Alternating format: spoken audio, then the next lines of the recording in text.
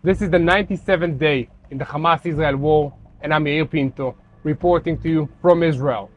As you can see, winter is here, and this makes the fighting harder on both sides. At the International Criminal Court for Justice in The Hague, the preliminary hearing of South Africa's claims against Israel will open today. Israel is accused of committing acts of genocide in the Gaza Strip. Let's stop everything for a moment and remember why we are fighting this war. Let's go back to the 7th of October atrocity, in which Hamas terrorists launched a surprise terror attack against Israeli civilians that were waking up during a Saturday morning. Hamas murdered 1,400 Israelis and kidnapped 250, including women, children, babies, and toddlers. How can you explain that humans can do such things? We will not show the horror videos because the memory is still fresh in our minds. What did Hamas hope to achieve? The war Hamas launched is a spiritual war. When Hamas attacked Israel, it was not trying to take over territory.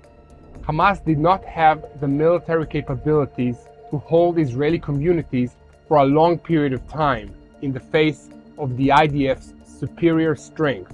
To understand Hamas's goals, you need to remember three things. First, Hamas focused on killing and kidnapping civilians, not soldiers. Second, Hamas terrorists tortured and murdered civilians, including even children and babies, in the most horrific ways the terrorists could think of. Third, instead of trying to hide the atrocities, Hamas made sure they were published. It even filmed and uploaded shocking videos to social media. This is exactly the definition of terrorism, and we have already seen similar things in the past with the Islamic State, ISIS. In contrast to conventional warfare, which is usually designed to take over territory or damage military capabilities, terrorism is a form of psychological warfare designed to terrorize. Organizations like ISIS and Hamas brutally kill hundreds of people in order to terrorize millions around the world. What the terrorists did is a crime against humanity in the deepest sense of the word. A crime against humanity is not just killing people. It destroys our faith in mankind. When we experience things like parents being executed in front of their children, or babies being murdered in cold blood, we lose faith in human race. The war that Hamas started caused tremendous suffering for millions of Palestinians. Did you know that? Due to the extreme Islamic fanaticism of Hamas. Hamas simply does not care about the suffering of humans, Israelis or Palestinians. We must win this war for the Palestinian people as well as the Israelis to have a better future. In the fight against Hamas, Israel must protect its territory and its citizens. The goals of the war are clear. At the end of the war, Hamas must be completely disarmed and the Gaza Strip must be demilitarized so that Israeli citizens can live without fear. What is shocking is that after all of this, Israel is being sued. Although the chances of a lawsuit being accepted by the International Court of Justice are not high, since Israel has fairly well-funded arguments on most issues, you really feel the hatred for Israel, the power and desire to destroy the Jewish state and the country of Israel. But the people of Israel are here, in the land of our ancestors. We are still here as a living testimony to God's faithfulness. In the past 24 hours in Khan Yunis, the 55th Brigade went into combat to destroy the battalions of the Khan Yunis Brigade of the terrorist organization Hamas. In the raids on the terrorist houses that were acting as military targets, the fighters located a drone launching site, a loaded long weapon with a bullet in the barrel under a child's bed, next to hand grenades, cartridges, and Hamas uniforms, amongst many means of intelligence that include pictures of children holding weapons. Also, the fighters located a fighting shaft with terrorists near school, a launching point in a kindergarten, and a fighting compound behind a mosque. From there, the 55th IDF force continued to the Khirbet Akhzea neighborhood in Khan Yunis. This is a densely populated neighborhood made up of civilian buildings, and within these buildings and under civilian cover, Hamas built and used hundreds of terrorist infrastructure. The fighters raided terrorist infrastructure, and many of them were located inside schools, community centers, and municipal buildings. Pictures were found inside schools that teaches about the types of weapons that Hamas has. The forces also found textbooks of the terrorist organization Hamas teaching and practicing the methods of operating rockets and missile launchers. In the operation, the forces eliminated dozens of terrorists and uncovered and destroyed about 40 tunnel shafts. In the El Mazi area inside Khan Yunis, Golani combat fighters identified 3 terrorists armed with AK-47 rifles. The forces began to follow them using an aircraft, and the terrorists were spotted coming out of a tunnel shaft and were eliminated in a precise attack by an Air Force aircraft. Following intelligence information guidance, the unit's fighters located during the operation in the area many weapons inside family homes of the terrorists. As part of another operation in the El Mazi area, Iftach fighters of the IDF identified 8 terrorists moving towards a school that is used for terrorist activities and eliminated them using sniper rifles.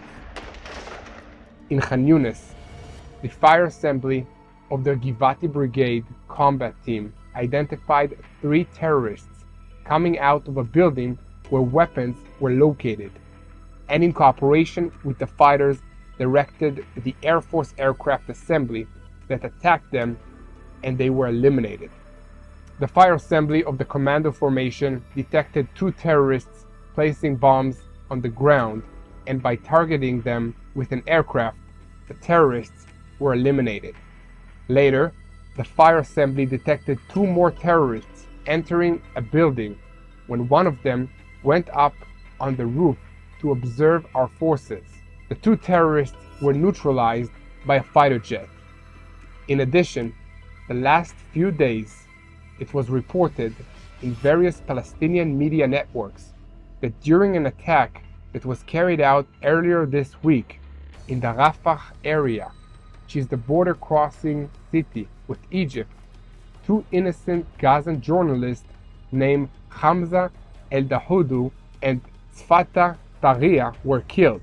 Intelligence information in possession of the IDF proves the identity of the 2 killed were operatives in the terrorist organizations that include Hamas and GAP in the Gaza Strip.